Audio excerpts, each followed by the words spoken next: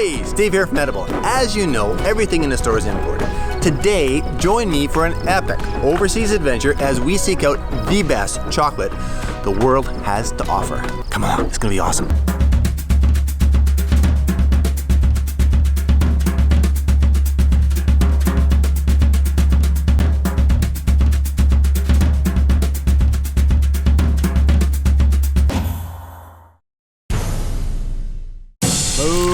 Move it, hurry up, it's starting to burn.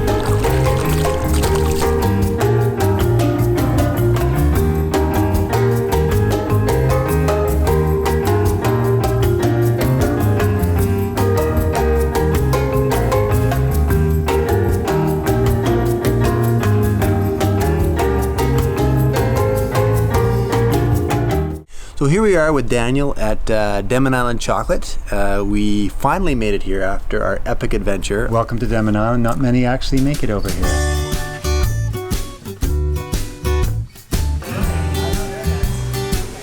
So we start with big slabs of chocolate. This is how it comes to us. It's fair trade and organic. A sea container comes, drops it right at our loading bay right there. And we get 20 tons of chocolate at a time. This is 5 kilograms of chocolate. 20 tons, did you 20 say? tons. This here is 1 ton of chocolate. How long will that last you? We go through about 20 tons in a year. We have to melt this, and this is what this does. It's a melter and temperer.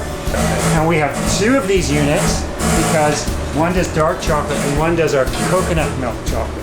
We don't mix all our flavorings in here. We're making mint today and everybody can smell the mint, but we don't want it in that machine because everything will taste of brushing your teeth forever. Yeah. So what we do is we mix different flavors in separately out of that.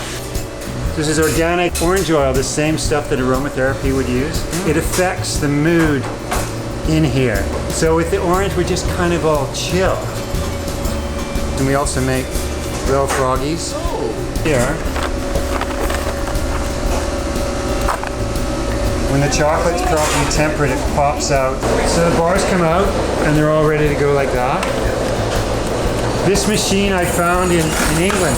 It's called an Alma V2 and it was made in Spain in 1960. And we call it Betty.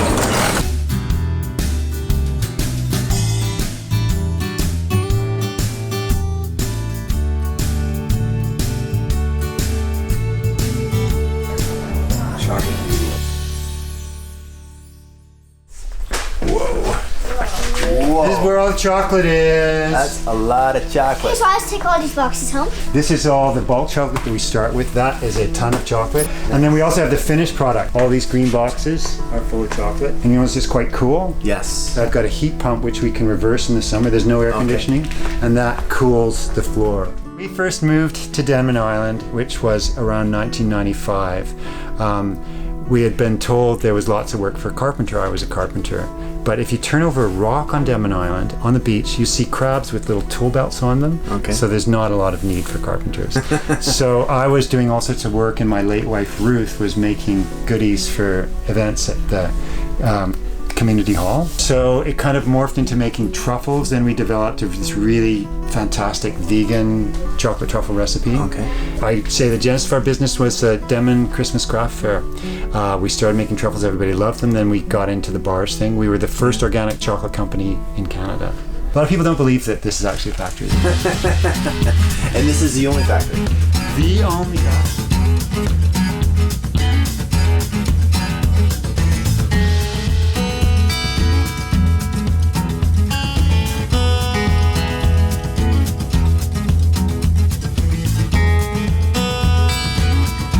When we first started off, the fact that it was an organic business was really important to us, and also responsible as a business in terms of stewarding the environment. Right. So we've always donated 1% of our gross sales to conservation groups. I came up here, it was a beautiful April day in 2004, and I came up here and I thought, I would love to have my office up here. When it's rainy and it's gray outside and you can't see very far, the arbutuses are shining in front. We've set aside this certain piece of our property, which is about 2.5 acres, to just be left alone.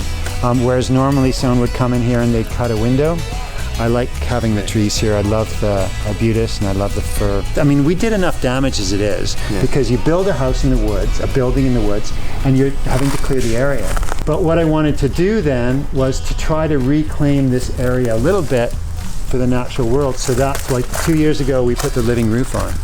And I had a contractor come up from Victoria and they planted out thousands of individual plants, a lot of sedums, kinnikinnick, wild strawberries. Those are nodding onions up there. So some things have died, but some things have really thrived. There's lots of bees and pollinators, and the birds come and eat the seeds.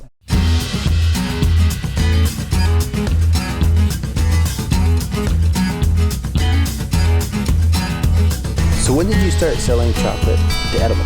When we first started in 1998, we had a very primitive way of doing things. So we had a very short list of who might buy our chocolate, and edible was definitely on it.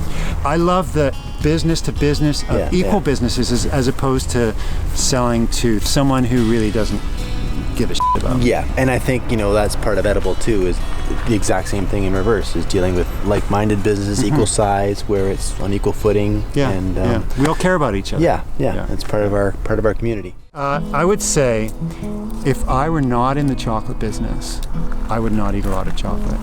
I don't really have a sweet tooth, which is suspicious. Sure. But no, that the reason, everything.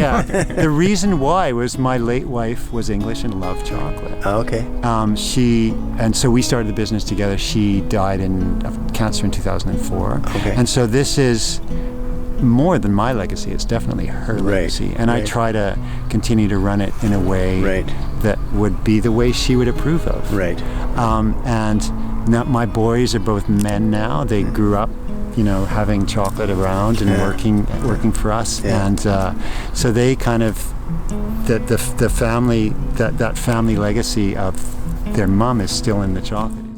Operating a business on Denman is a pain in so many ways. Oh, for sure it would be. Freight, power outages, if a machine breaks down, you know, where do you get someone to service it? It is a pain, it's expensive, but wow, look where I am.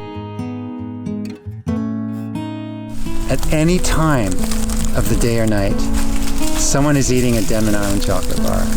At any time of the day and night, I'm making someone happy. That is a beautiful thing. That's a good perspective. I could not ask for anything more. That really gets me up in the morning and I go to bed with that thought at night. So here we are with all our wares from Denman Island Chocolate, some of the yummiest chocolate to be found anywhere in the world. And now we're gonna go back to the boat.